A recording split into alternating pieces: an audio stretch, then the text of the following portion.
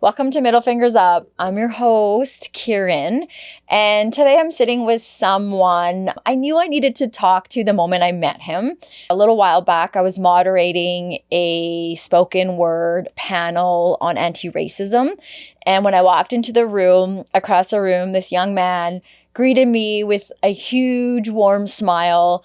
I guess the best way to describe it is like he did it in a way that he would, let me say that again. The best way to describe that would be when he greeted me with this huge warm smile is like someone who just got connection.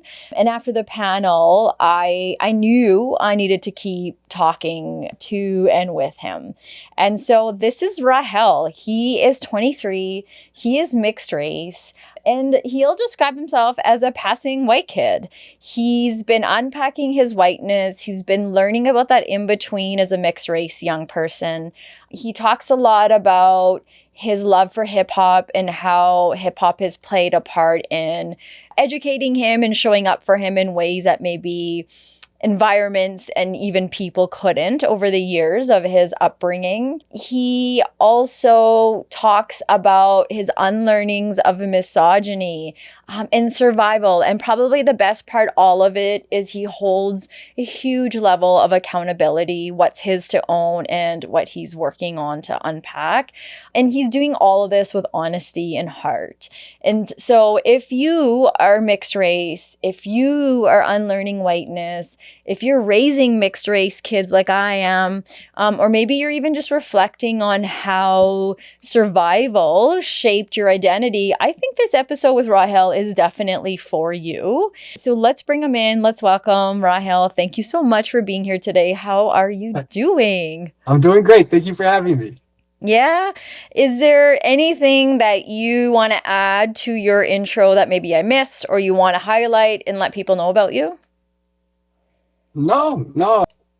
I guess still working on that connection part, still working on that connection part and, building community and, not even building community necessarily, but, finding community. I just love to be a part of it, Yeah. Yeah. I think that's so well said. There's like finding, then there's building, then there's maintaining, like all these different parts of community that I think we all hold responsibility to. And so I'm excited for you, and I can also empathize with you too at the same time when you're like, I'm finding community. I'm in my mid 40s and I'm in that same place too, because I think you go through these learning moments in life or genres in life or eras, or however you want to put it, where you're, okay, I had this community and now maybe I've outgrown it, or maybe it's not serving me in the way that I thought, or I feel like I need to expand on it. And so then you're finding different levels of community. So I'm curious to unpack with you today, like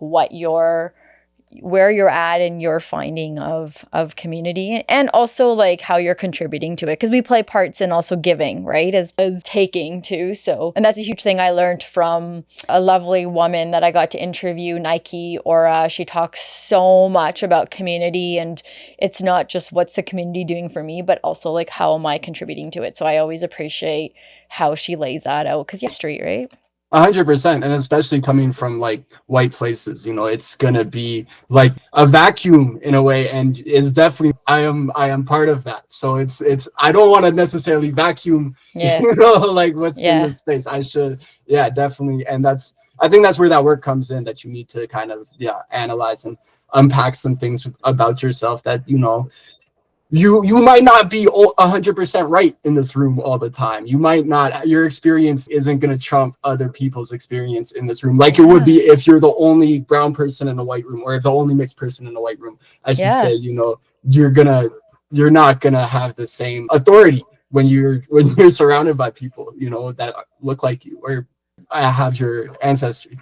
No, and I hear you exactly. We wear so many different hats in those moments. Yeah, there's sometimes you're the one that's contributing in a way of where you're educating, you're teaching, and then sometimes like, and most times in my experience, you're the student in that room where you're like, oh shit, I'm learning so much here right now, or I should just stay curious in this conversation and I should ask more or whatnot. And I think Mhm. it's just knowing. And I always say for me, like the best way of being part of that whole thing is the superpower to life is having a self-awareness. If we have this ability to like be aware of who we are to the best, and that awareness is always shifting and growing too, I think it helps serve us a lot when we enter these spaces. A, how to read a room, but also B, how to contribute in the room. So let's get into it. Let's talk about that. Maybe you can sort of start off with kind of the roots of little Rahell. So if you take us back to what it was like for little you growing up, who you were, maybe what you were noticing, and then when did you feel that first quote unquote in between or understanding, oh, I'm two races put into one, I'm mixed race. If you could kind of take us through that, bring us to that point. Well, it's weird because it's like when I'm little, at this point, I just like I just wanted to be one of the hockey kids, like, you know, one of the, because the hockey kids were good. Like, you know, they had friends, they had, you know, everybody's attention, everybody thought they were cool. And this one, it was like, it was 100% like a white thing, but it's also like you could blend, you could like blend and be fully just passing as these hockey kids. And so my brother, he was pretty good at hockey. He was like Div 2, and I always saw, but he was cool. Like, he was cool, and I wanted to be that. And basically, if you know these hockey kids, they're bad people. I don't want to say that. They're not bad people. But they are very conditioned by what is not healthy circumstance, environment. You know, Tell me about that. What do you mean by that? like specifically with the parents, or I guess it's just things are very normal to just say some out of pocket stuff about, like, I mean, women would be the main one, I guess. That would be the 100% for sure what I've seen. But it was more, I guess, racist jokes. It would just be, Mm-hmm. it's a joke that is just gonna be like out there. And it's funny because as you go down the divs, and I had more brown kids on my team because I Yeah. was in the lowest div, you know, Yeah. and it was just people who wouldn't get, because we're not that much worse than Div 5. Like, we're not great, but also we not that much worse than Div 5. I feel like there shouldn't be this contrast, especially Abdul. Abdul was the best kid on the team. He should have been at least Div 4. I'm not gonna lie. It's weird Yeah. that he was in the lowest div. It felt like, but not me. I feel like I was bad. Maybe that's internalized, but I feel like I was You were where actually you bad. should have been. Yeah. Yeah, But you know I feel what? like I hear you. I have a son that's in hockey. He's in Div 5. And I 100% am picking up what you're putting down. Hockey is a white person's sport. You go to the local community rink and all the pictures of the presidents and the board, they're all white. Maybe there's a couple white women, but they're mostly old white men. And even my son last year experienced racism by his own team in the dressing room. And we tried to mediate a conversation, and that went really interestingly because the coach and a few others sort of centered themselves around that whole conversation. And then it was easier to talk about how other kids were being bullied about their weight than the thing that brought us in the room, which was about racism. And so you're like, okay. But I had to give some parents, some credit because some of them got it and stood up to it and like spoke about it and how everyone had to play a part. But I think, like my son would say that a lot of the kids and the jokes and everything was always centered around the white kids, and they'd be making fun of brown accents. They'd be making fun of turban people. And my kid would be sitting there, and he's a mixed race kid too. So now he has to adjust to an environment where he has to decide, oh, do I just show up as the white side of me? Or do I also bring in the brown? Like, what do I do here? Right. And his brown side always kind of is in the forefront for him. So it was interesting because he's like, do they not see like I'm sitting here? And half the times the kids don't even recognize that, right? And so it is a really, your mom's right, it's very political. The higher up you go in divs, I think the more people forget why these kids are meant to be playing this sport for camaraderie and learning a skill and all that. And most of it, it's like they think their kid's going to make it to the NHL, and no, very like it's not happening. Not in, not today. Yeah, so I think people get really taken by that, and then you hear interesting things on the ice too. For sure. So it's interesting that you saw like a connection in there for you too. And the lower the div, the more diverse it was, which is interesting as well. Well, I mean, it's still, like you said, it's a white man sport. So it's still white coaches. It's still, lots of white players, but it is where we like congregated. It's weird because that's almost a metaphor for BIPOC excellence, where if you get high enough on these divs, you're passing, but you're still gonna get these same jokes. It's still the same people. It's just now you're in the higher div. It's really, what did I do this for? Totally. So that's interesting. So for you growing up, then is hockey where you started to sort of see okay, I'm white, but I'm also of this other culture too, or like how was that going for you then? I guess it must be a later realization than I'm thinking. I can even remember, this is like very young age, at maybe grade 2, grade 3 through grade 6, and then in middle school I'm in circles with Iranian people, Persian people, and I'm still not really seeing myself in them. Maybe because of the specific uniqueness of being Kurdish, and that Kurdish is like often by nature of our own, by nature of assimilation, but also the rejection of that assimilation. We're trying hard to be distinct from our people that I am now trying to find community with. It was a very slow process, a very long process, maybe even deep into high school. Like I'm still not really identifying myself with people who I identify myself with now. So I can't say that hockey was that realization. It's still just more, I can say that like white society sucks for white people, I guess. It doesn't suck as much as it sucks for people of color. And maybe just because I have a name and I'm still not fully aware of where I'm standing in this society, I still kind of just think that they saw me as white and treated me like weird for whatever reason. I'm still not 100% sure on that.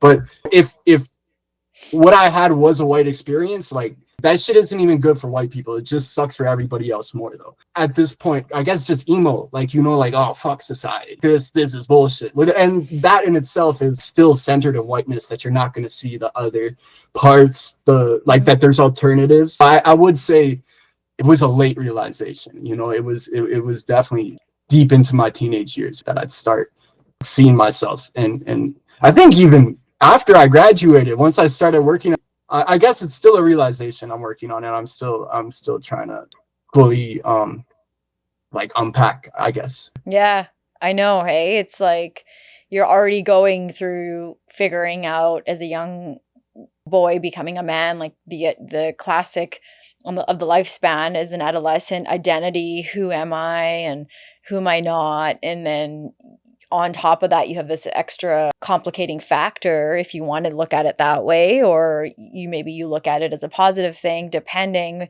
this, like you have multiple races that you're balancing and figuring out, okay, where do they fit in? Where do they not? And your mom was also a single mom raising you. So you didn't really have your dad's presence there in helping navigate. So you kind of had to like fill that space by, as you're saying, now you're finding community from your Kurdish, right? Community. Yeah. So it's like, okay, how does that work? There's a study that was done on racial identity invalidation amongst mixed race youth. And I do want to say, like, a lot of these mixed race studies are done for like Black and white, Asian and white, Latina and white. So, and some people would argue that you're not really mixed race when white's involved because white isn't a race. So there's there's all these. So I know, I always put that out there because I know people have all sorts of opinions. So we're aware of that. But if we just look at the study when it was done in over, I think, with 300 young people that were mixed black and white. And what they were looking at with these biracial adolescents is that when people would deny parts of their racial identity, so if you look more white, then they think you're white. If you look more black, they're like, oh, what do you mean you're also white? You're just black. So when people deny parts of their racial identity, there's a huge link to depressive symptoms because it's already confusing figuring out who the F am I and all of that. And then on top of that, someone's telling you, well, that's not who you are, though. I'm going to put you in this box over here. You're just a black kid. You're just a white kid. You're not black and white. And they also looked in this study and they found that the same study was showing things like quote unquote racial flexibility. So being able to shift how you identify depending on the context. So if you walk into a room with your white family, you might code switch. If you walk into the room with your black family, you might, speak a bit different, act a bit different. And so this whole piece about personal authenticity kind of was like the basis of this study and how to protect biracial kids' mental health. And so just kind of sharing the overview of this study, does any of that resonate with how you felt as a kid? Like, did you have to adapt who you were depending on the people around you? 100%. I think a lot of people that could be seen as white passing would understand the experience of like somebody saying racist stuff to your face about people that you identify with, about your people. And especially in like rooms where it's not one-on-one, where like it's just sort of a normal, even family, just kind of a thing just off the cuff. And I don't want to be the one person that's causing a scene. So I do think it is like a unique experience for me because like it's almost like I've heard that white passing is a choice. It's a choice that you can make. But I also think that's like a little reductive because of course there's just straight up like race, like that there is maybe a choice aspect to it would be a better way to say it. And so I think you can kind of just opt into that choice if you're not really like, if you don't have, like you said, a dad that had like your brown parent around or your BIPOC parent, your parent of color. Yeah. I like how you're trying to be so like politically correct. Is it, would you say? But yeah, your brown dad. Absolutely. Yeah. 100%. Well, I also want to include people that for sure. Yeah. You are community. Look at you, just trying to be so inclusive to everyone. Yeah. I do think it is like how whiteness is considered the default by general society. White passing can be the default for a lot of people who are just a natural to kind of assimilate because it's beneficial for you. 100%. In theory, beneficial for you. It's supposed to. And so, while it can be very materially beneficial, you can get this going in. I'm at a privileged position financially. So that in itself is its own luxury of a choice of, no, I don't want to get that money. I don't want to go chase that stuff, which, it's different for everybody, but different priorities. And I can say confidently, that's not something that I feel the need to go and search for. And so it is, I guess, it's important to have grace. There's damages you can do to your own community by building community with the wrong people, especially white people. I would emphasize building community with white people. It can definitely go into where it's not even about you anymore. As whiteness tends to do, it centers itself. And so I do think it is important to balance that and also grace for the assimilation, people who are going through assimilation. Oh, yeah. I really connect to that because I'm South Asian and I was a passing white person too, like in the weirdest way, because I I always talk about assimilated. It was a survival. I went that route. I went hard. My cousin told me recently, she's like, man, you went hard. We reconnected after many years and we were talking about it. And I was like, yeah, that's the best way to put it. But I love what you said about, so we go hard, we assimilate, we really support this culture of whiteness. And especially North America, it's easy to do because it influences everything. But I love what you said about then where is that community that we assimilated to when we are now undoing that, and now we are finding ourselves and we're questioning some of the things that we said. And like you said, sometimes we damage our own community. Like, because I belong to this white community, I gave wrong information to the white people. I supported a lot of their stereotypes. You know, I didn't even know half the stuff that they would come to me about my own community. I'd be like, yeah, you're right. We do that. You're right. Yeah. And so when we start questioning and unpacking that, it's like the most amazing magic show ever, because poof, they are gone. They don't have the capacity to sit there with you and say, yeah, let's unpack some of this stuff together. 100%. It's like, nope, there's no way possible that what you're unpacking is truthful to that, and I'm not that person. And so I think sometimes we have to learn the hard way. Like, when we go all or nothing in these communities, there's some damage that happens. Like, there has to be some sort of balance and understanding. Every community isn't perfect. Every community is not the best at everything. There's issues in my community as there are in yours. But you know, we have to balance that out. So I love that you said that there has to be some grace for people that are unpacking. And would you say that you have that around you as you're unpacking this passing white guy that you've been and part of your community? Like, are you shown that grace? It's refreshing, I guess. Like, I even in the circles that I did build that weren't reflective of a white society that accepted me wholeheartedly, it was definitely a more like racial circles. It was still super influenced by white society, how we talk to each other, I feel like. And especially when I like voiced concerns or we started to get a little bit more political with things, the lack of grace is like astounding. It's astounding how just we're at each other's throats just at default, and it's not with white people, it's with people of color. Yep. Because it's not explicit that this is what it is. I'm having problems with a friend right now because I've told him I felt that like he's being too cynical to the community that I'm entering now. He keeps talking about capitalism. They love capitalism, and it's like I don't think they love the capitalism that much. I think capitalism just got them. They're a victim to it. Yeah, 100%. So I think it can just not even just to the mixed race that is things. It can apply to so much that we are informed by what is a pretty toxic society. I think, of course, there is accountability that we all need to take, but I think acknowledging that we are part of a society just makes it a much easier task to take the accountability that you need to take, because it's not isolated. You didn't just fall out of a coconut tree. Yeah. And something that I learned from someone that I look up to, and I interviewed him recently, and sometimes you have to hear something 7 times before it clicks.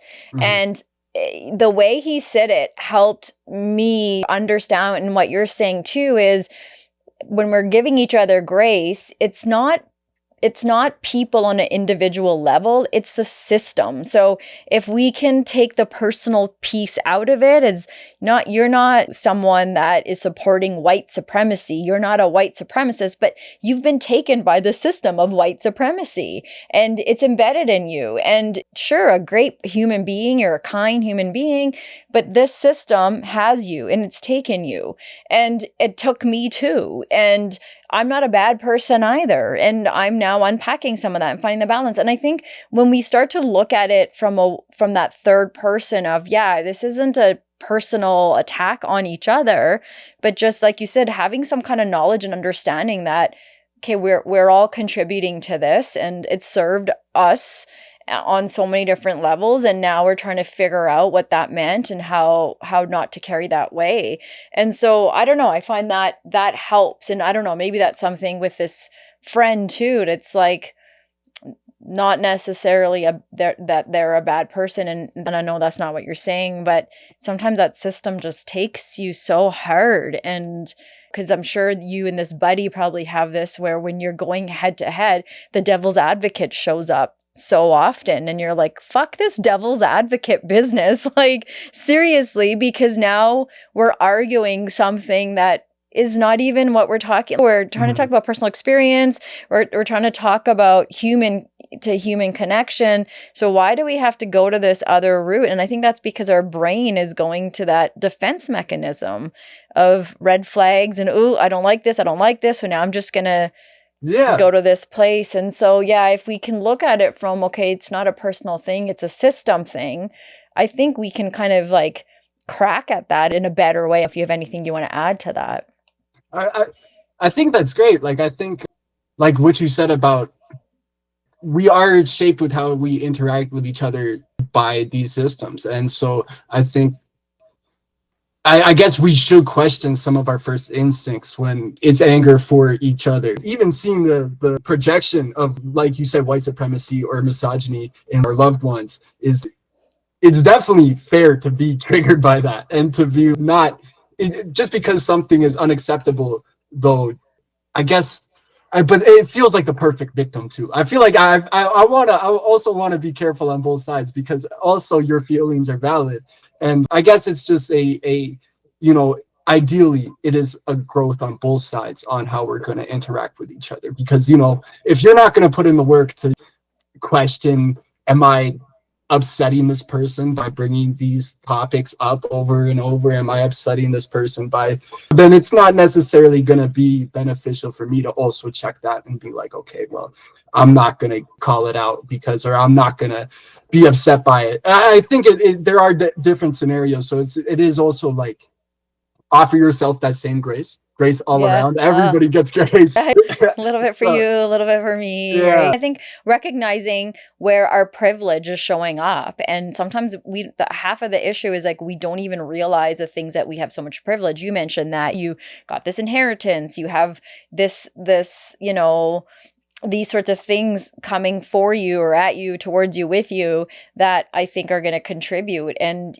I hit those intersections too. I have privilege, in many ways that I know other South Asian women like me don't. And I have to be aware of that and bring that to the table when I'm having these conversations. And so it's like, okay, it's not just what I don't have, but also like, what am I bringing to the table? I know I have a voice, and I can use that voice in a way that a lot of women in my community can't, and for so many reasons. And so I think we all have a level of privilege at all times that we have to also like understand when we're walking into these sorts of conversations or interactions. And so I'm going to ask you, so you have shared that you were accepted by the white kids, and sometimes your non-white friends were treated differently growing up, or maybe even currently. So can we shift a little bit? I want to talk a little bit about this. Like, tell me about the first time you noticed the difference of that white privilege that you did bring to the table and being accepted, and then you have these friends that aren't. Like, did you recognize that, or was it sort of brought to your attention? How did you get to that place? I do think it had to be brought to my attention, because I specifically remember a conversation where it's like, yeah, man, like these were kind of dangerous for us. I wish I could say like I knew off rip, oh yeah, but I think whiteness moves in a funny way. Like racism, it moves in a way where it's supposed to be like, you can gaslight so easily with it. You can immediately minimize. It was a joke. It was a joke, we got a black friend. The black friend was there when he did it. Bro, come on. Yes. Come on. Yeah. I've been that brown friend to many, many white people, many a time where I've represented so poorly that they get to go later and be like, well, my brown friend would say, and I'm like, oh man, I hate being that person, but I have been there too. 100%. Right. So then we're like, oh, because the black friend's in the room, now we can say this, or it's true that this is the thing about black people. It's very interesting how you feel like that person of color is proximity.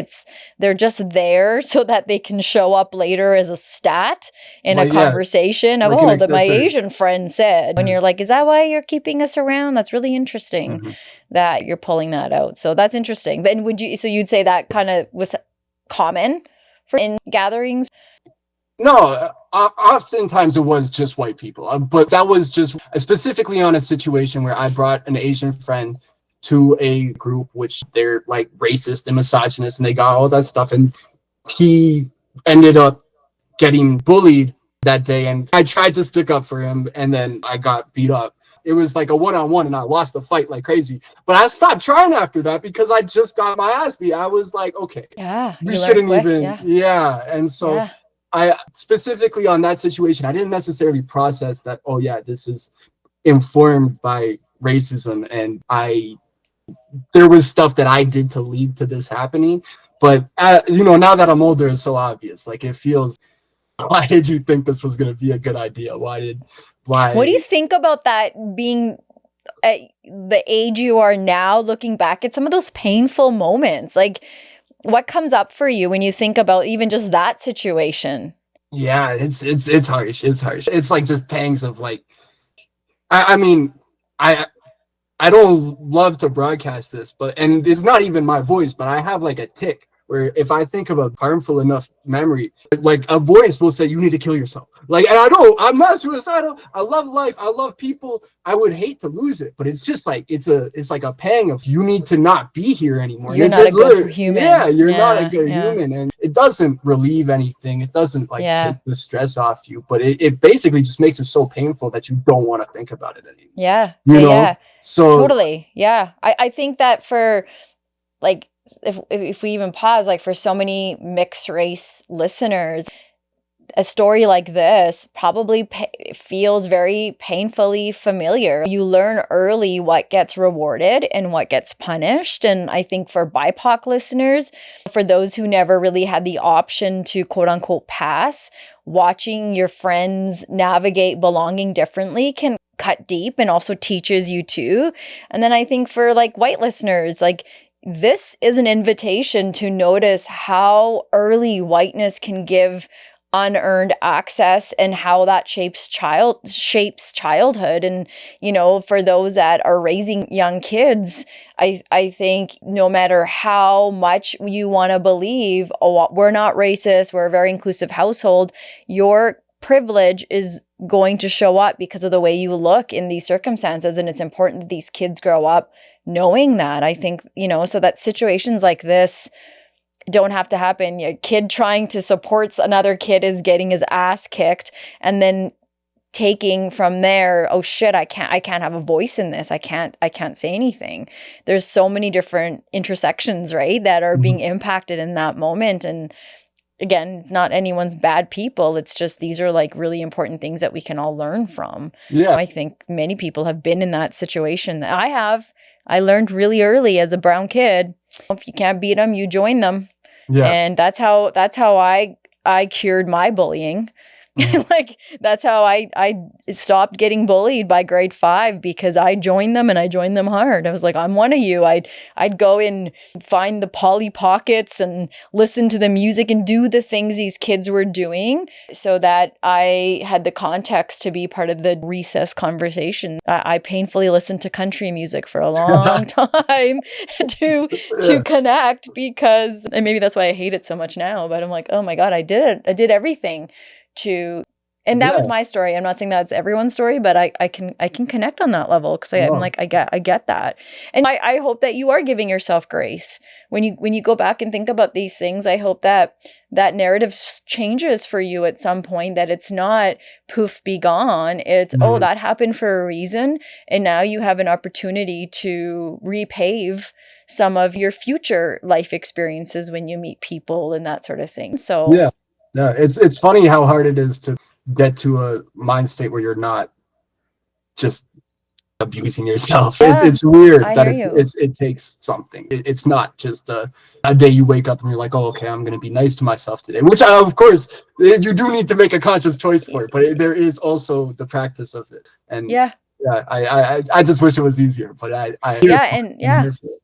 Yeah. You're here for it, and I think that's brave. Honestly, and I hope you truly believe that that is brave, because it's less hard to show up and work through it, or sorry, it's less hard to not show up, you know what I mean? And it's harder to do what you're doing. And I think even when we go back to that research study, like those kids that were showing those depressive symptoms, like fast forward to what you're saying, there's a reason why that study is showing that, because there's truth to that there's so much confusion in where do I stand, where do I not, where are you being rejected, where are these experiences not coming out in the best way. And so we're all learning from it, and then it can leave people in these kind of places where, yeah, you think poorly of yourself, you don't even know what to think of yourself, self-worth, all those things. As I don't have to tell you, you would know it impacts all of that. And now you have to, as you're aging as a young adult, now you have to like work through that stuff,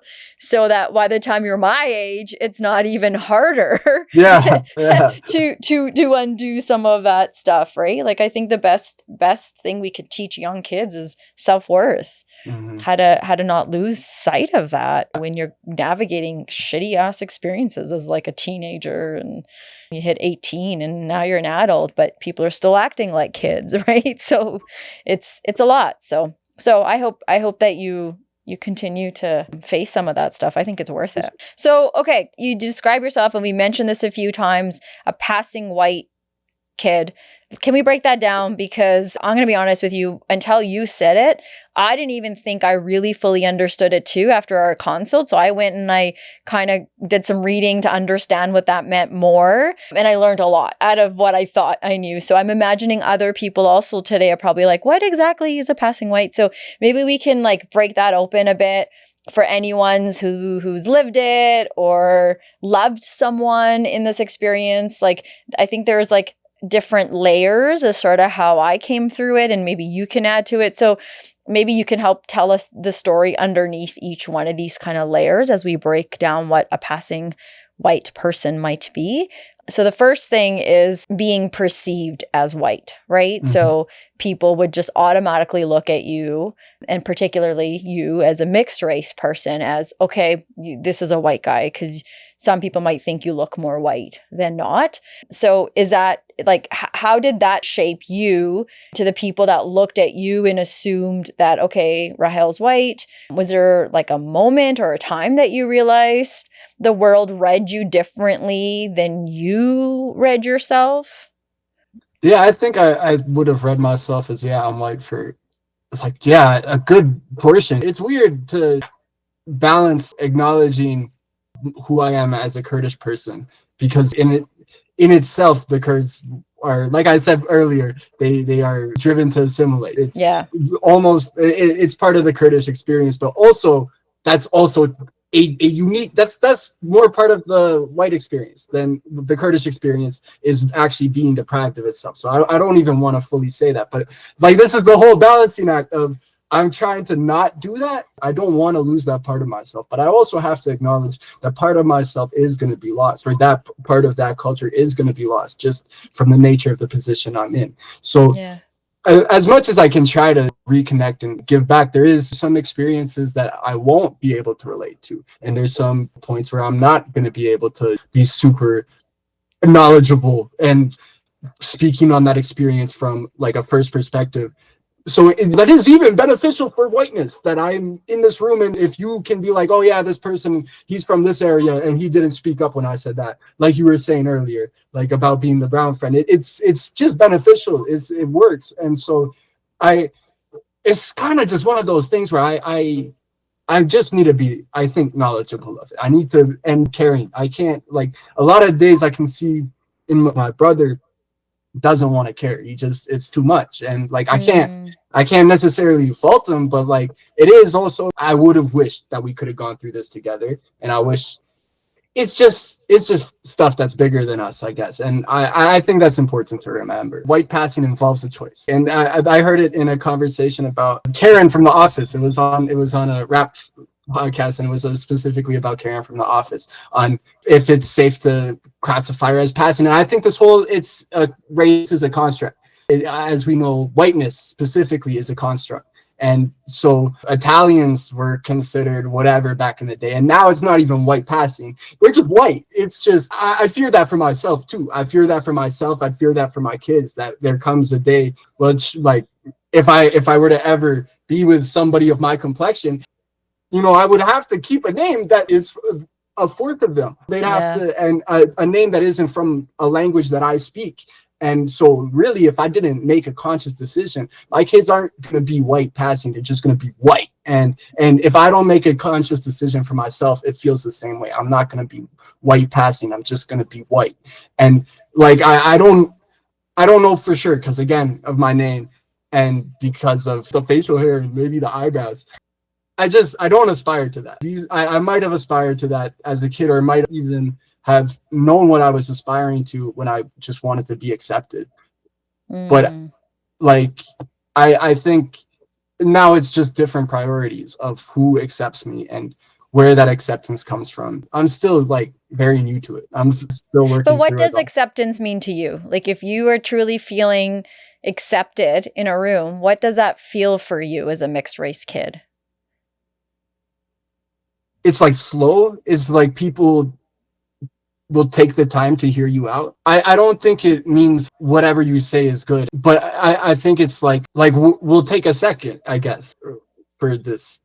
And of course, I'm a white passing man. When I'm in a lot of rooms, I get that grace of, yeah, we're going to hear you out. But I have like this dream of, and it's a recent dream. I had this like 2 nights ago where I was in, it feels like a country club or something, and it's all white, and I'm white, and we're all white, and we're all just being white and like chortling. And then I say something, and now I'm outside just sprinting from a pickup truck, and it's in the woods. I feel like that, I guess, a lot of times, where it's people like to put like a lot of social justice movements, they like to put like a lot of like, you say the wrong thing and they're going to be like, get them. And it's like, that's really not how it is. This is the movement where you're about to get the most grace, because people know why you're saying stuff, whether it be the wrong thing or the bad thing. They have an idea of, okay, well, this comes from somewhere.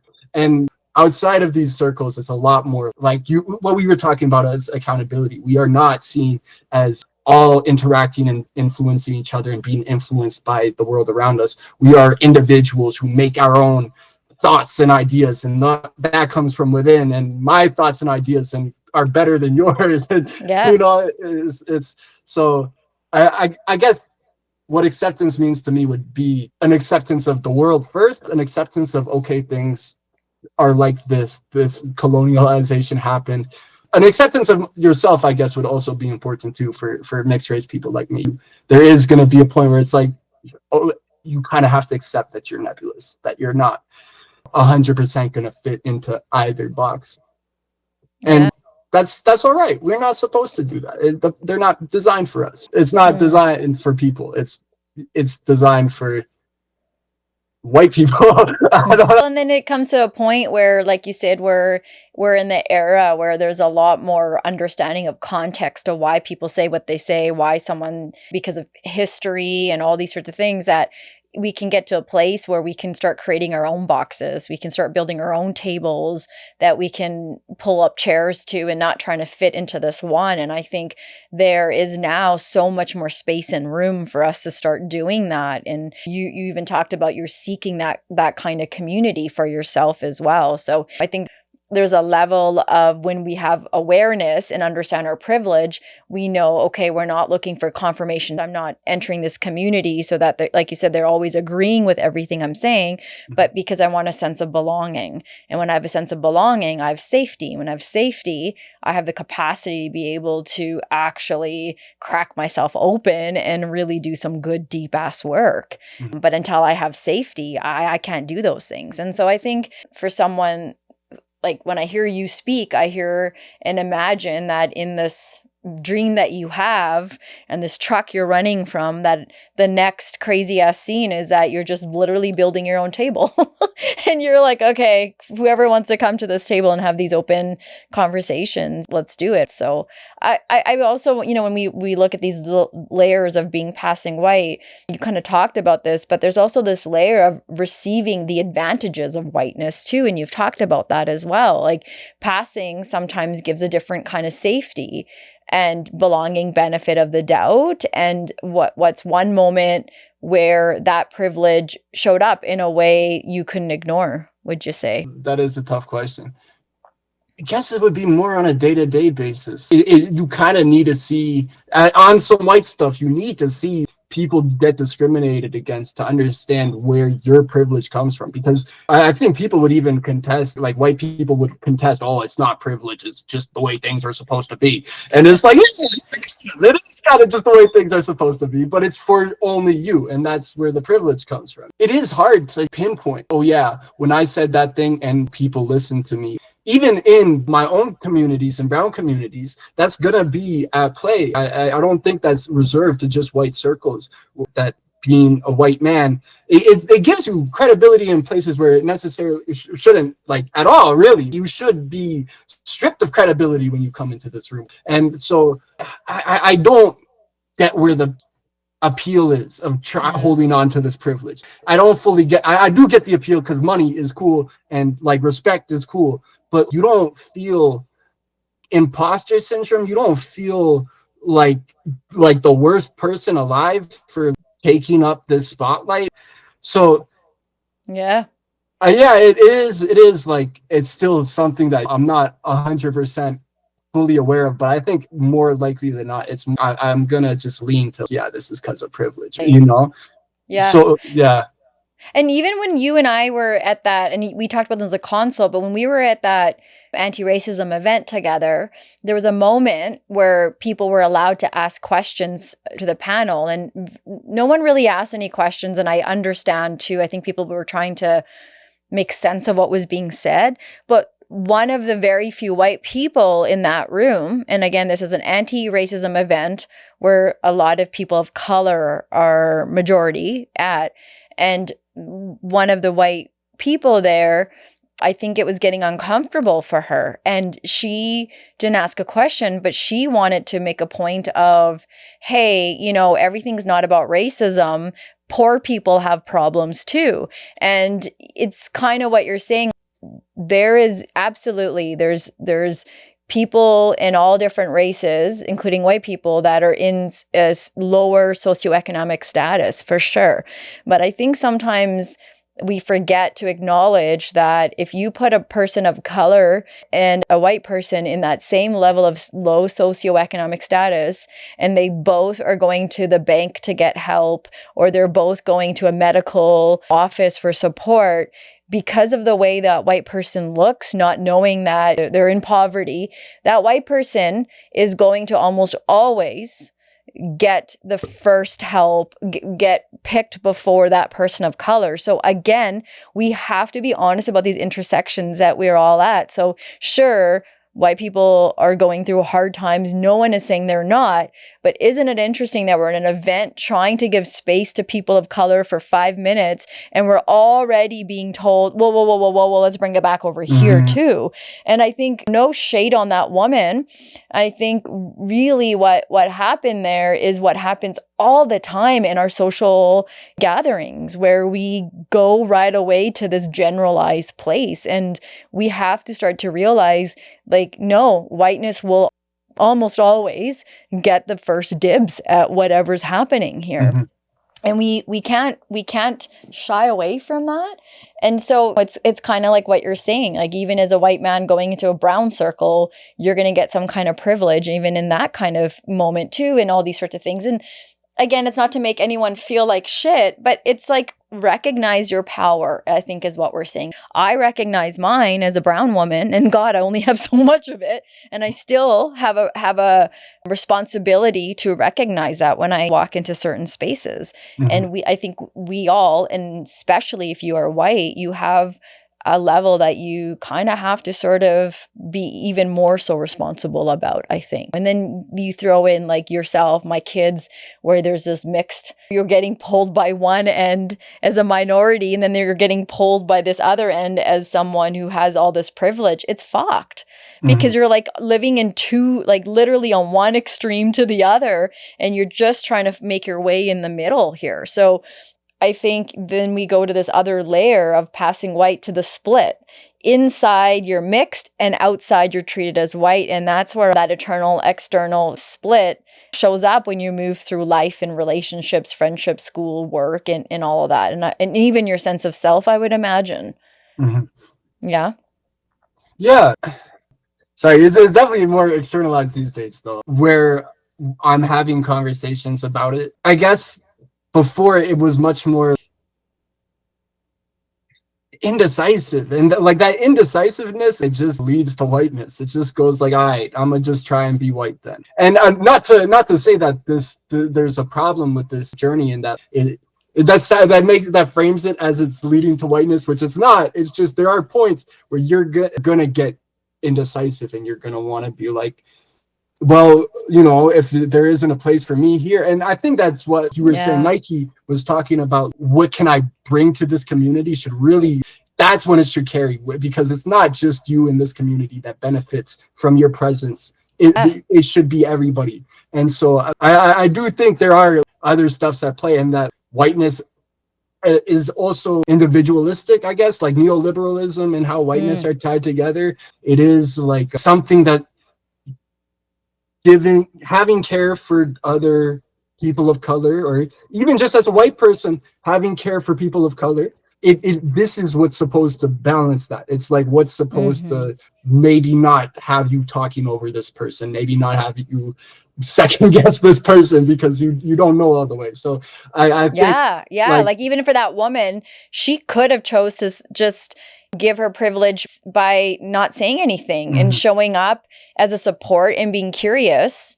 And her contribution could have been allowing her silence so that other people could speak. Now, after you make that comment, no one's going to say anything after that, because all the people of color in the room are going to be like, you're right. Yeah, everyone, and kind of skip over the whole point of what we're trying to shine the light 100%. Towards. Yeah. So it's totally like what I 100% agree with what you're saying. But again, and I think the thing that we keep coming back to and repeating is this recognition. Like, we all have to recognize these roles that we play in these circles, in these boardrooms and whatever jobs, school, raising kids, everything in between. Again, it's not about getting stuck on we're bad people, because we're not going to get anywhere when we do that.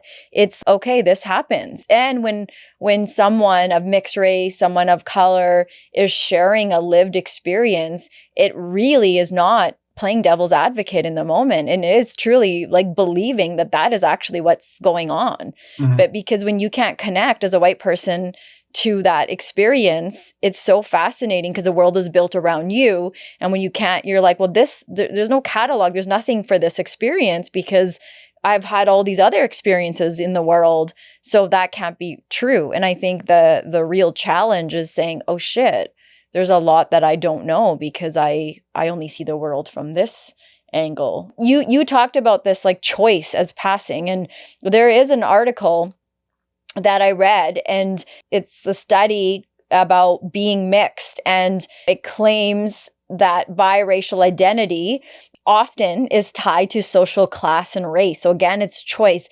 And that in this study, they found that people that were mixed race, that came from a higher like socio status background, they actually were more likely to identify as biracial because they had a closeness to safety and feeling connected because they're part of capitalism or whatever you want to call it.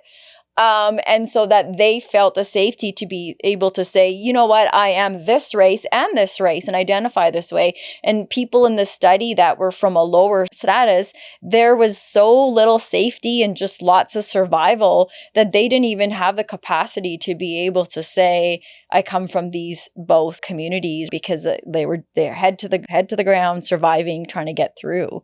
You're nodding, as I would imagine you kind of connect with this, or this makes sense to you. I've never thought about it like that. No, it's not necessarily something I can relate to. Like this feels like a more specific, but it makes a complete sense. It does connect to me in the sense where it's like whiteness is a choice. Sorry, I know what you were like. I know what you. Yeah, like you were saying, race is a social construct, which is so true, right? Like biologically, there's nothing in us DNA wise that connects us to our race.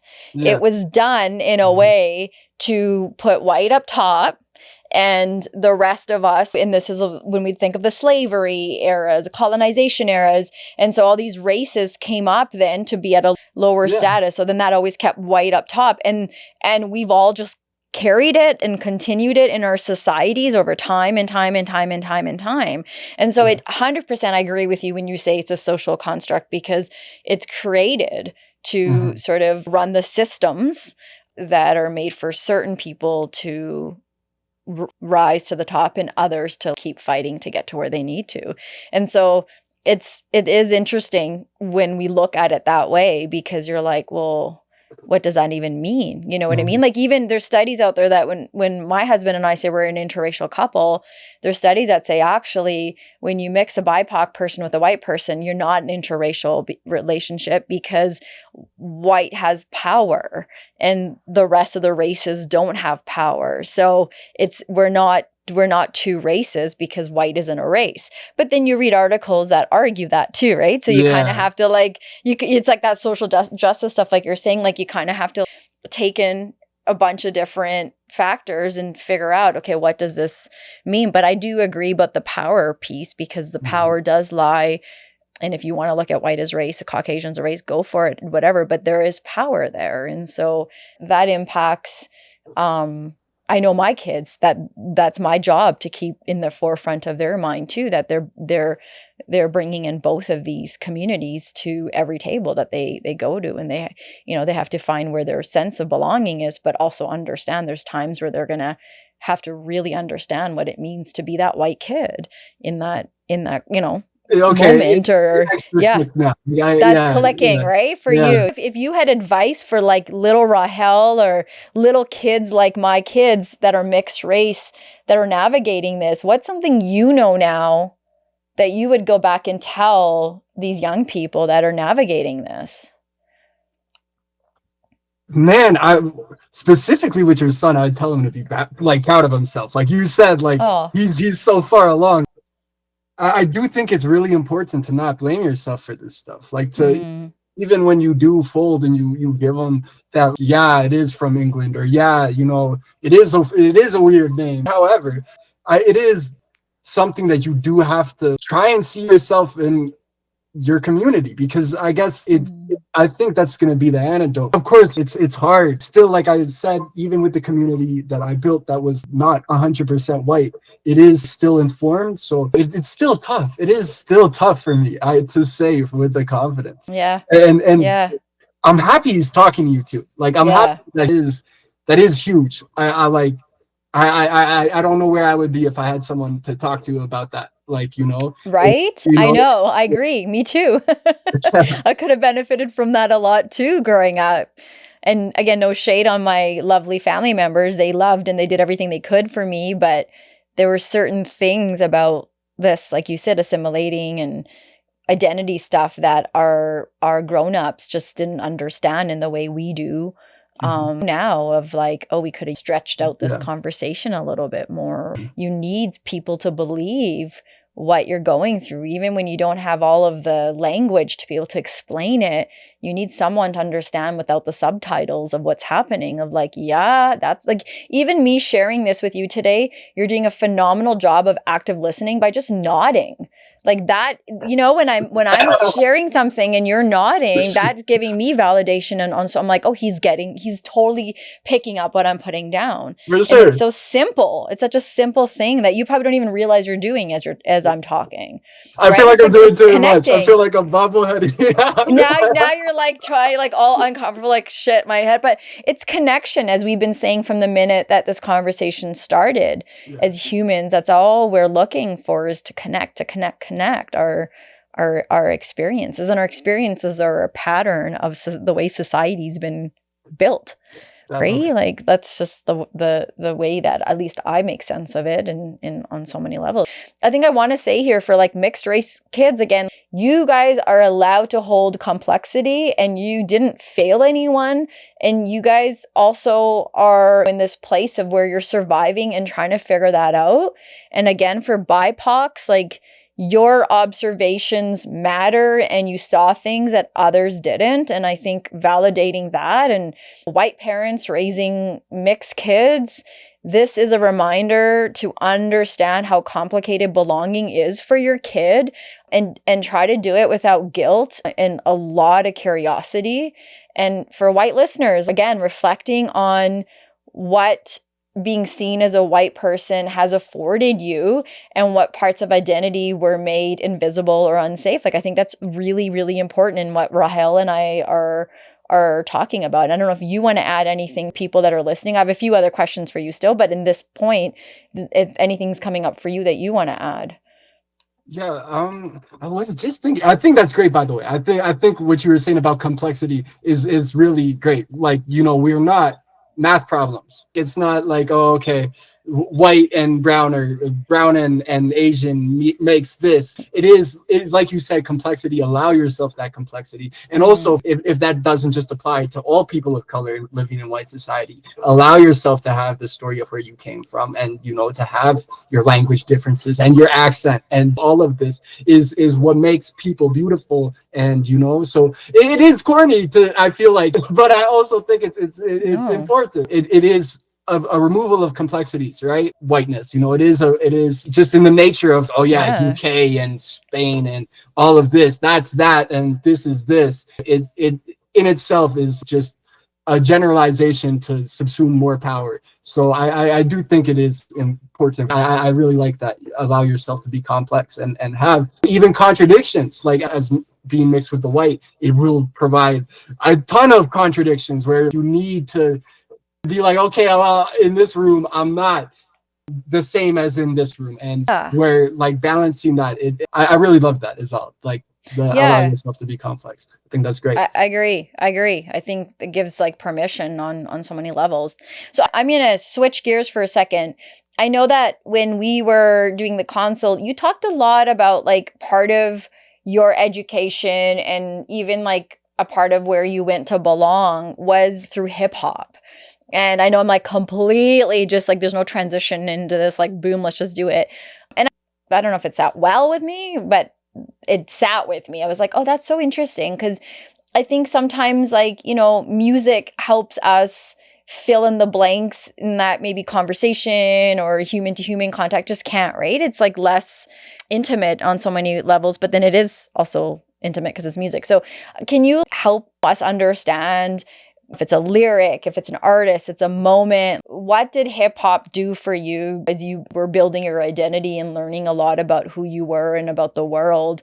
What stood out for you? What still do you hold on to with your love for hip hop? Well, I think it's interesting because like I said, it wouldn't have been finding the brown side of myself, or the Kurdish side of myself. It wouldn't have been speaking to that at that early age. What I'm realizing now is it's just the most powerful stuff from hip hop was the mental health stuff. I know one of my earliest tracks that I really liked was Ghetto Boys. I love Mind Playing Tricks on Me. And like that one is like, it's a great story. It's a lot of fun, but it's also real, where they go through each of their own stories about their mind playing tricks on them and having suicidal thoughts. Or I think that's something that it does transcend. And also, I don't want to take away from the Black experience that mental health state comes from, but it is also something that transcends to everybody who's living in this society, that this mental health stuff applies. And I think that's probably where it would have spoken to me first, would have been even Eminem, which, ugh,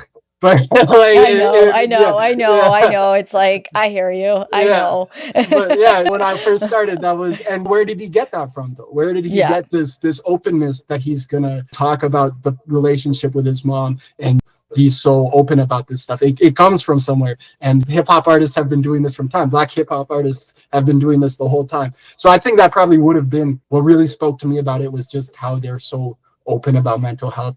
I spoke about To Pimp a Butterfly earlier on the consult, and can you talk about that metaphor? Because like the caterpillar butterfly metaphor, and I think it was, you say it, I don't want to butcher the metaphor, but there was a lot there about trauma, mental health, like identity, change, like just the way you said it. So please share that metaphor. Well, yeah, 100%. I mean, I'm sure it's different for like Kendrick specifically. He's specifically saying it to Tupac, who I'm realizing it now is probably his butterfly. And it's kind of crazy to think about, because I also know butterflies can represent death. And this fact that he's saying this to his dead idol is, I think, 100% very important to the album's metaphor. But for me specifically, on a much more reduced scale, like just on my brother, how I seen society accept my brother and really bring my brother into open arms, and even just white people that I saw myself in, and not really understanding why I'm not fitting into that, and so that at that point it would be the caterpillar and the butterfly. But I also think it's kind of rude to call to Kendrick to call these white men butterflies. So when he's calling Tupac. So yeah, I would also want to be careful with that. I love that about you. You're like so good at, you really are good at finding that in between of, okay, let's also think of this context on this level. Like even saying, don't want to step on the Black community's toes here when we speak of hip hop and their music.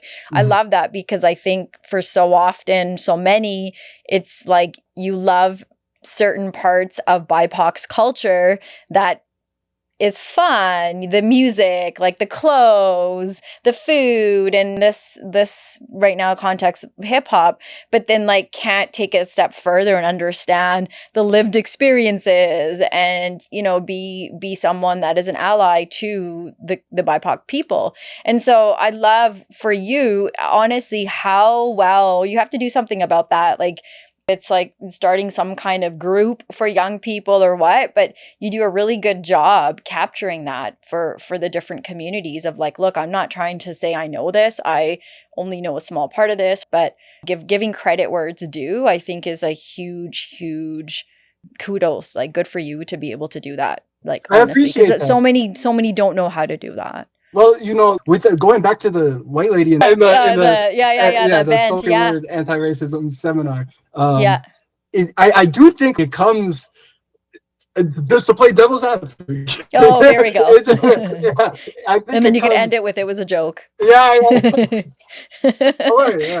So I think it comes from a leftist point of view, specifically with her. Let's take it to money. She maybe been reading too much Marx and wants to talk about class identity, class solidarity, which it's basically, what would the point of leftism be if that what it requires? It requires a removal of your identity. And I was even talking about this in our consultation, when it's, what is the cost of coming into these circles as a mixed race person if it's asked that you subsume that part of yourself, that you don't hold that part of yourself, So I think it is one of these things where if you do want to build a broad coalition, where you do want to have Black people and Asian people and brown people and even some white people there, it's important that we are all understanding that it's different contexts and different meanings to different words. And I do think that's kind of what I'm learning now. It's not necessarily are your politics, your ideas like 100%. It's more like the grace that leads to these ideas being more true. It's because that is definitely something that we're even people of color are going to be susceptible to having ego, where it's what I say is going to be for everybody else. What I say is truer than what other people say, because that's just, in being a white space, you kind of want that. You kind of just want that authority. It just on the basis of authority, if that's not what authority is. So Yep. I do think it's not supposed to be authoritative. It's supposed to be communal. It's supposed to be. Totally. Yeah. So Yeah. I'd say for white leftists and for leftists all around, ask yourself what I want from societal change. What does this mean for people? Or is it, I just want more money. I just want to be able to work less hours. Well, that's important. There's other aspects to this, you know, like there's definitely stuff that we can't lose out on in the pursuit of that, where it's like, okay, well, let's not talk about race right now because I want more money. Like, yeah.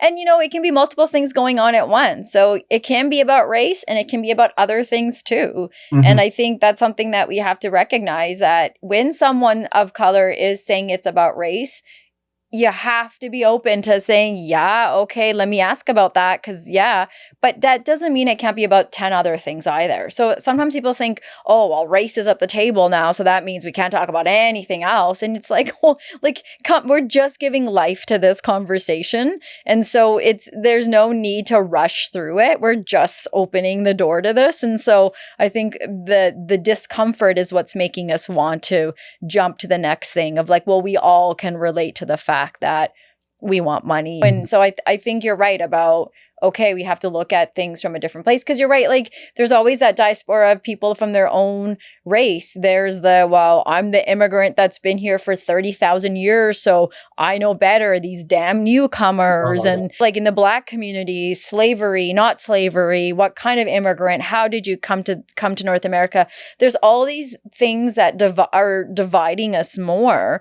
And I think we have to really, really, as like people of color in particular, we really have to look at that. Like, yeah, sure, there's stuff that's shitty that's going on in the motherlands, for sure. But that's one part of the picture. It's not the be all end all, because sometimes we sit here and we think, well, it's worse when you go back to India and our community doesn't know and blah, blah. And that is like a huge part of white supremacy that's been embedded in us over the years that's making us spew that bullshit. Mhm. Of course, there's corruption and crappy stuff going on in the motherland, of course.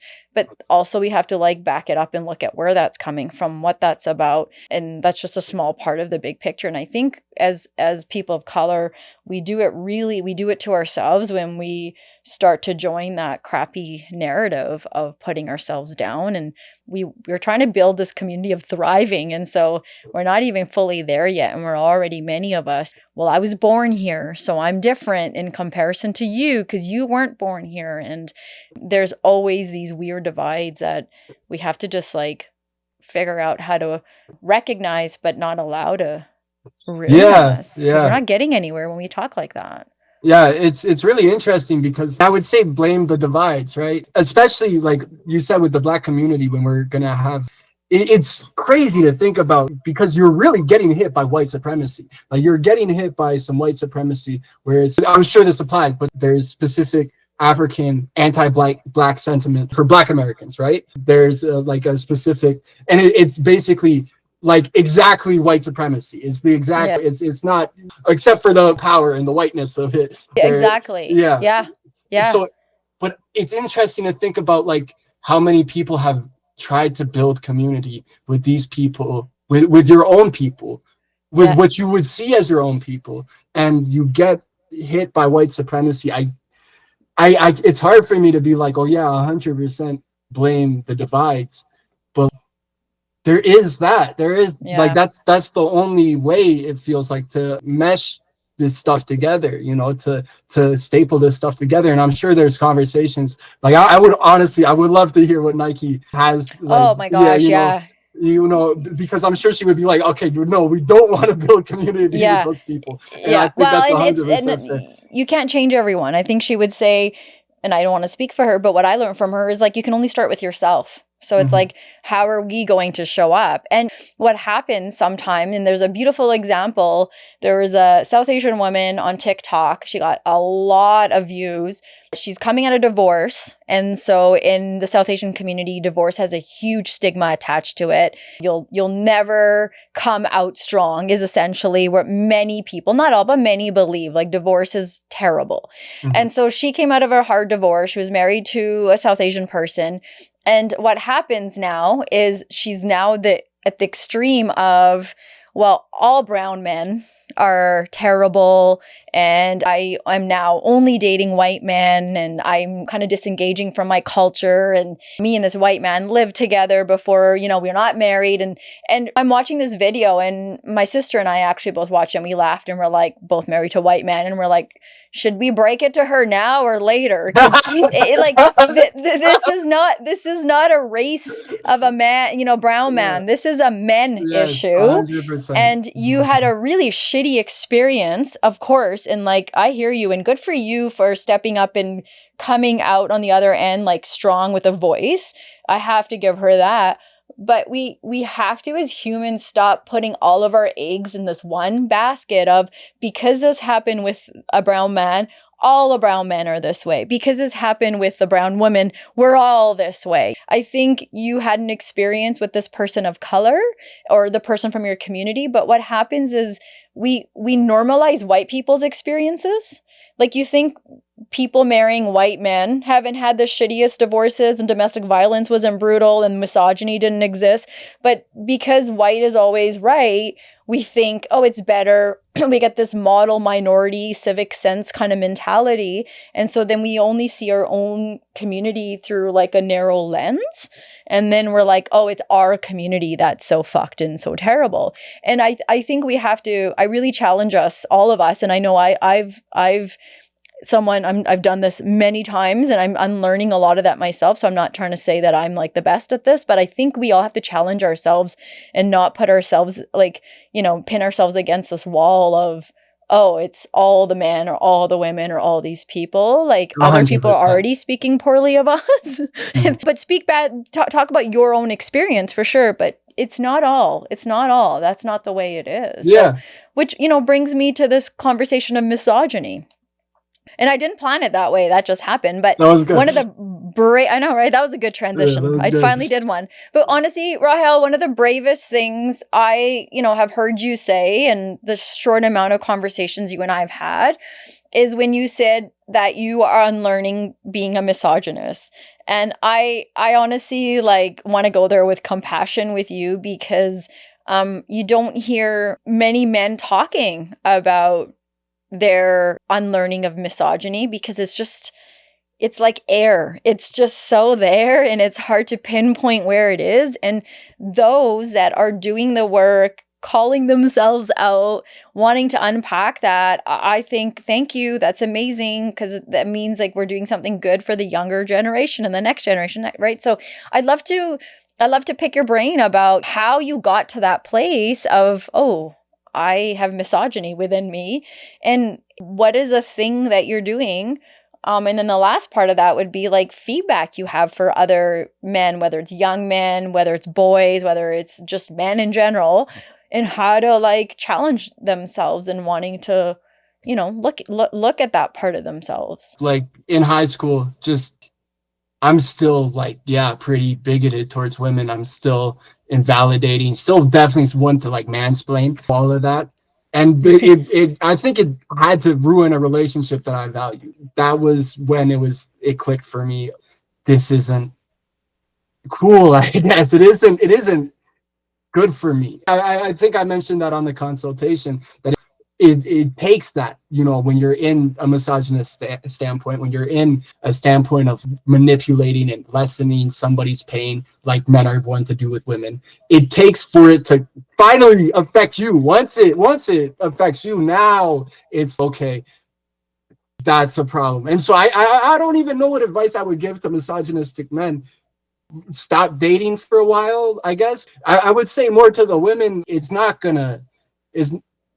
But that also feels like perfect victim shit. Oh man, yeah. The life of unpacking, it sucks, because you stop yourself in mid as you're about to make up. You're like, well, that means. But I picking up what you were gonna do, and good women, for you for catching that. Yeah. But okay, maybe it's, where would one start to ask themselves? And I'm asking like on behalf of men, like where would men start with? How do I wear that? What does that mean? Like, how would a man look at misogyny and want to explore that? Like, okay, for you, it was a personal impact. And so sometimes that incidental learning is where it, we're like, oh shit, Mhm. this directly impacted me, a relationship with another woman. And now that sucks. Okay, I got to look into this.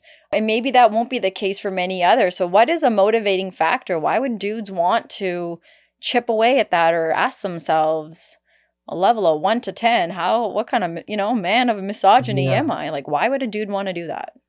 It would be good for their family first. I mean, it's but that's reciprocal, which it is one of these things where, like I was saying, how being white, it sucks. It's the white experience also sucks for white people. It just sucks less than it does for everybody else. And if that's not the same thing for being a man and non-binary and women, it's the exact same thing. You're not gonna be happy in these misogynistic circles, in these transphobic circles, in these homophobic circles, because that doesn't just affect these people. It does affect those people the most.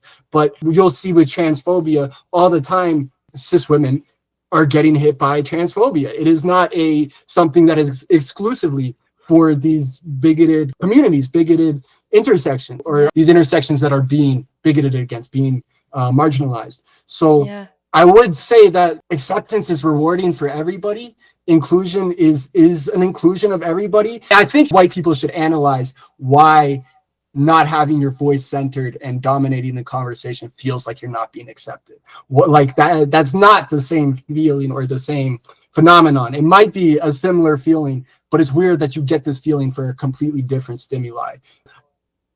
I would just say, for advice, we don't know everything and we're not going to know everything.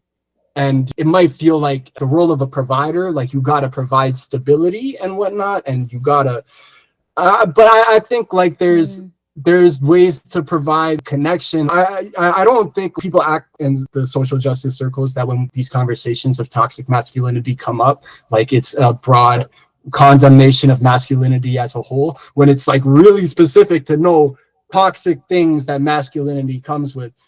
It's weird to get caught up and start defending the parts of yourself that, like, in a way, it makes things that aren't toxic. The provider stuff wouldn't necessarily be toxic until you fought tooth and nail to not have women in the workplace providing for themselves. It would have been like, oh, that's kind of sweet, but it's not, because it's like you're trying to hold people hostage. So I guess don't fight so hard.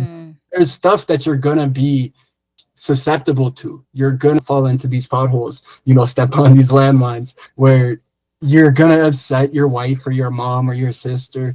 And it's really like it's just an experience. It's a male experience that you're gonna, and how you react to that, I think is where you need to set yourself apart from the other male experience. I do think it's not something that I'm 100% there to talk on. I appreciate you. Yeah.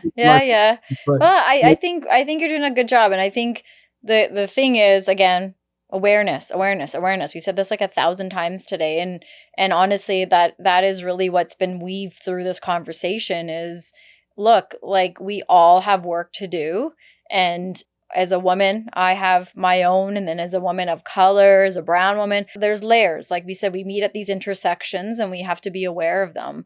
And I think the piece about misogyny is that it's so deeply embedded in so many, so deep in there. And little boys are born literally with it. You can do nothing to guide them, and it's just been the survival of the fittest, and it keeps showing up. And I think we all have work, whether we're women raising boys or men raising boys or non-binary, whoever we are, we do have work to chip away at that. And there's tone, there's language, there's lots of different ways that it shows up. And I think, honestly, truly good for you at 23 to start opening that door, because it's not an overnight process, and you're going to fumble a lot, just like the rest of us, through this crazy thing called life. And good for you at the age you are in your 20s to sort of be able to recognize, and who knows where you'll be by the 30s, 40s, and so on, right? Like, every decade brings some kind of new learning, experience for all of us. And so I think there's a lot of learning that you're doing that is really like inspirational. And I encourage all of us to look at that. And even sometimes as women, because of historical context, we protect these men too through patriarchy and misogyny. Like we go to defend these guys, and you know, men have used as shields from way back when during slavery. And there's all these sorts of reasons that come today. We're in this place that we are. And I think we all can upgrade ourselves in the same way we do with our phone and electronics. And so there's no harm in it. Because something was the way it was doesn't mean it's bad to, you know, want to grow and what. So I appreciate what you're doing and what you're tapping into. And I really, really encourage you to look at as like a leader for young boys, like starting some kind of dudes group or what, because I think that empathy and the softness, weaving out that toxic masculinity as you're talking about, I think our boys really, you know, can use a role model like you to say, I know nothing. And but here I am. It takes a lot to be able to say I know nothing. When you were saying about intergenerational teaching, when we're teaching our boys or even our girls about what it's like, but specifically, that's a question that I wish I'm realizing I wish I had thought more about what I would say to other misogynist men, because if that's not a conversation that every dad who's tapped into this stuff, who has a wife that they care about, that they're not hating for her gender, it's a conversation that you should have with your boys. It's a conversation that you should be consistently having with your brothers. And so, yeah, I think it's really interesting that it took me a while to answer that question. That's what I would say. Get to a point where you can answer that question, the question of what would you say to misogynist men. You should be able to answer that question. You should want to be able to get to a point where you should answer that question. I love that, because that's just again shows us how much of a learning curve you're willing to admit you're in, and that right there is an example of working through misogyny. Because for men and that toxicity, it's like having to know, as men have been taught to have this pressure on you of like, you are the, like you said, provider, and you're the one that has to be the savior. And so sometimes it's like answering a question before it's even asked, and not stopping and processing and being able to say, I don't actually know, like I'm figuring it out. I think that right there is a great way to role model that too, is like, I don't know, but I'll let you know when I do. And I think that your generation can do such good teaching to the older generations as well. We just need men from every genre to want to have the permission, I guess, or give themselves the permission to want to have these kind of conversations. But yeah, like you men all have had a woman at some point, I would hope, and if not, the only connection, a mother, somebody gave birth to you and brought you into this world.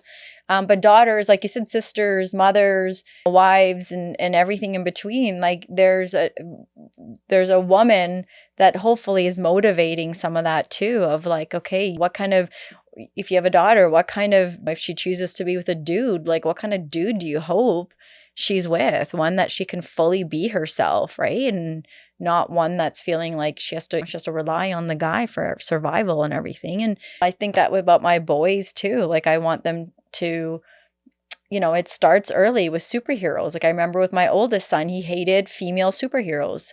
He didn't believe in them. And I was like blown away as a young little boy. How did he decide that superheroes don't count if they're female? So like chipping away, we started that work right away with him, you know, and unpacking that. But like there's signs that we all give as little kids to our parents that show we, you know, like we can use help with this thing over here, 100%. right? And guess what? In the end, where he's at now, it is very different in the way where he was when he started as a little boy of, oh, superheroes have to be boys. Like that's just the way it is, right? And now it's like, oh no, silly me. But there's lots of other things like that we have to continue working at with these young boys as well. There's a whole lot going on in that social media world that's training these young boys to continue supporting that view of misogyny.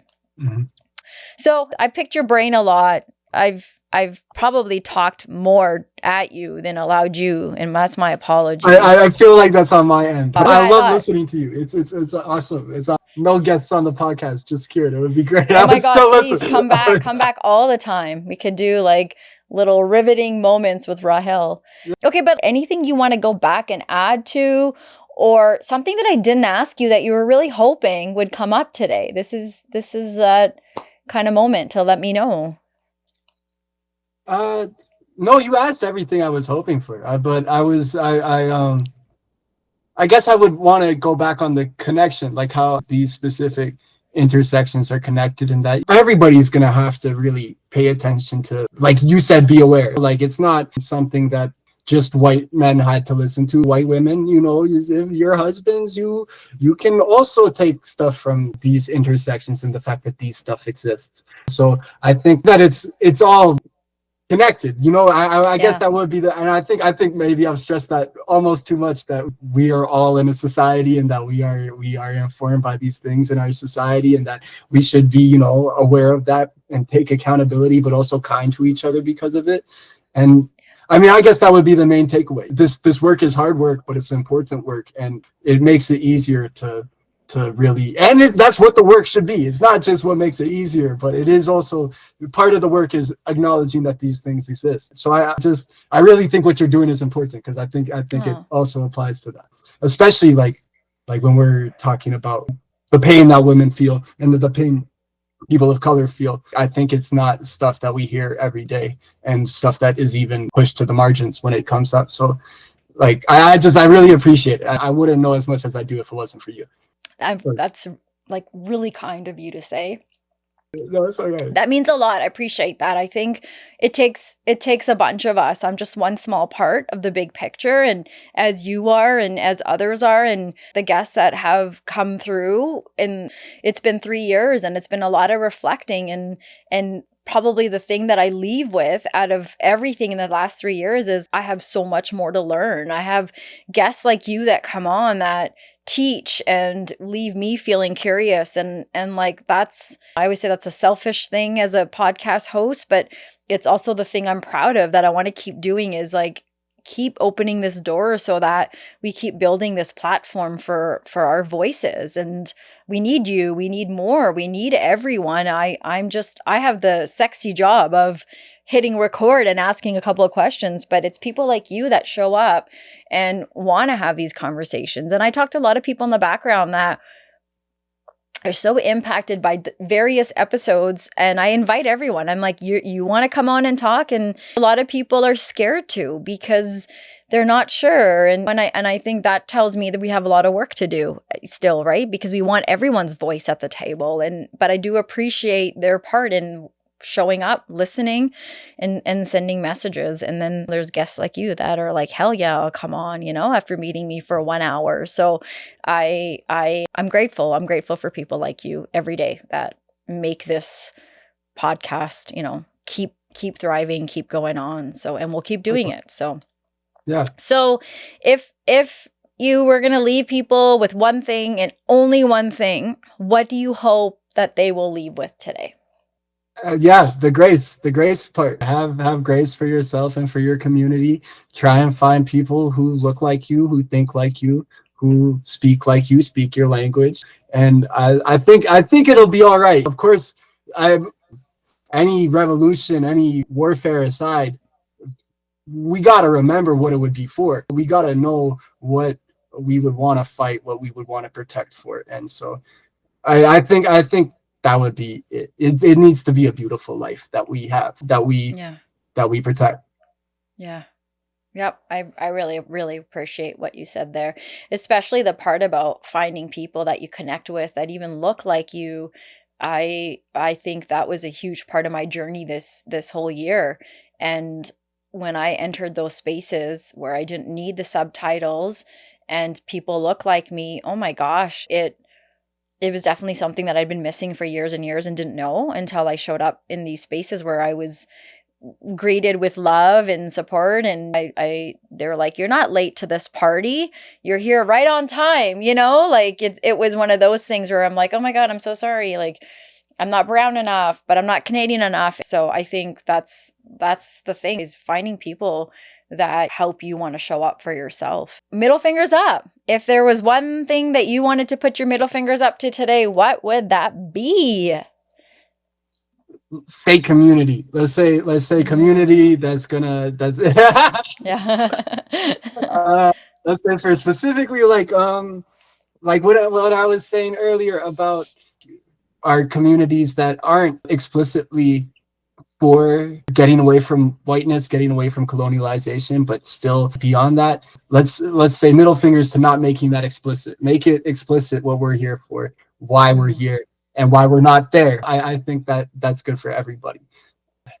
I love that. Aw. Look, I have really, really appreciated you being on today. And yeah, I do hope you come back. I think there's lots more things we can unpack together.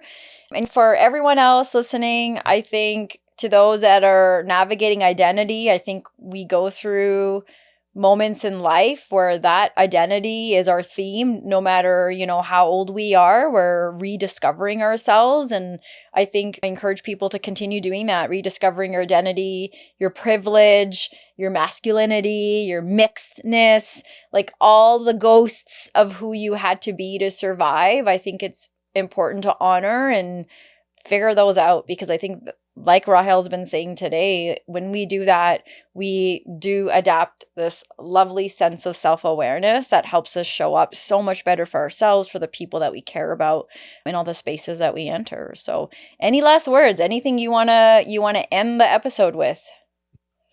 Thank you for having me on. It was great. It was great. This is awesome. I love it. It's always great talking to you. And like you said, the grace in this community is different. It's unique, and it's meaningful to me. And I can only hope to extend it back. I really I can also try, but I love your platform and I love your voice, and thank you for letting me be a part of it. Oh, glad to have you.